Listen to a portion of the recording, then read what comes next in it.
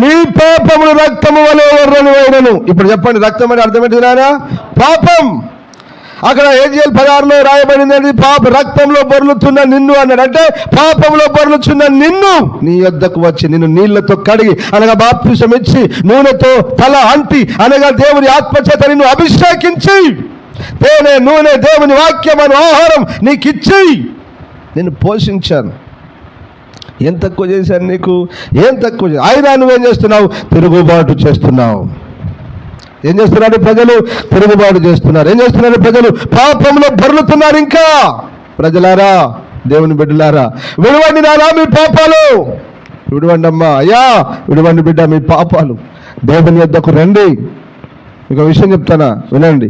పాపము చేసిన వారిని దేవుడు ఎవరిని వదలడు. పాపం వలన వచ్చు జీతం ఏంటి నాన్న? మరణం. ఇంకా దీనికి పెద్ద మర్మాలు ఏంటిరా? దీనికి మర్మాలు ఏంటి నాన్న? పాపం అంటే అర్థం ఏంటిది? ఆజ్ఞ అతిక్రమమే పాపం, సకల దుర్నీతి పాపం, ప్రార్థన చేయకపోవట పాపం. 3 చెప్తాను, ఇంక ఎక్కువ ఉన్నాయి. ఆజ్ఞ అతిక్రమం అన్నాడు కదా, ఆజ్ఞ అతిక్రమం అన్నాడు. ఏంటి ఆజ్ఞలు? పాత నిబంధనలో 10, కొత్త నిబంధనలో 2. ఇంకా 2 మాత్రమే కాదు, మత్తయి సువార్త మొదలుకొని యూదా పత్రిక వరకు ఎన్ని విషయాలు రాయబడ్డాయో అవన్నీ ఆజ్ఞలు. ఆ ఆజ్ఞను అతిక్రమించుటే పాపం.